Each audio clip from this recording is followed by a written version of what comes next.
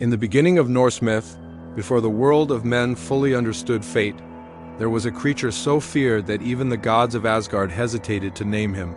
He was Fenrir, the giant Volf born of Loki's bloodline, and his destiny was written in prophecy from the moment he was born.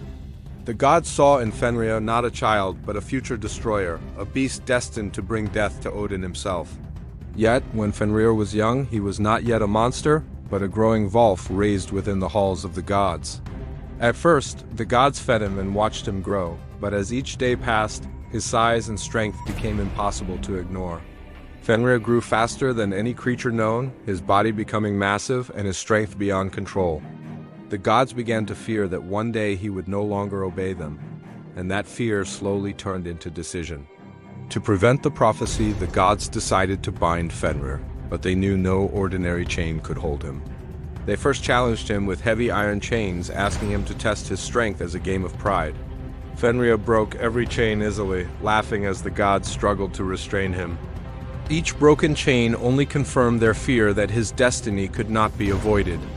The gods then turned to the dwarves, the master craftsmen of the underground realms, for a chain made of impossible things.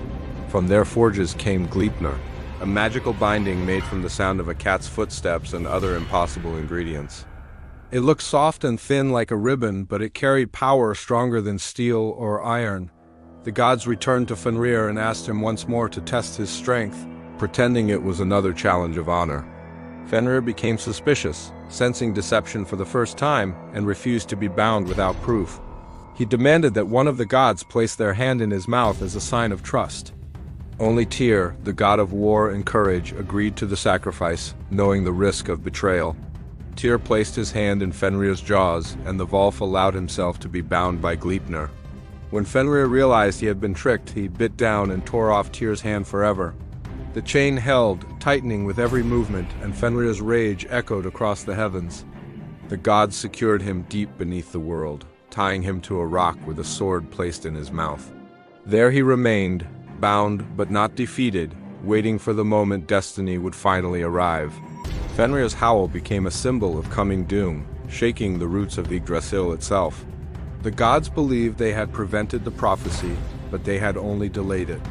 Because in Norse belief, fate cannot be avoided, only fulfilled.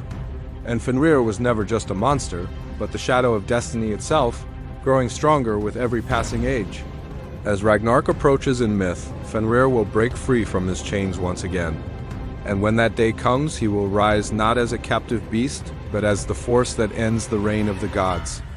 Even Odin, with all his wisdom, knows this future cannot be changed. Because Fenrir was not punished for what he did, but for what he was destined to become.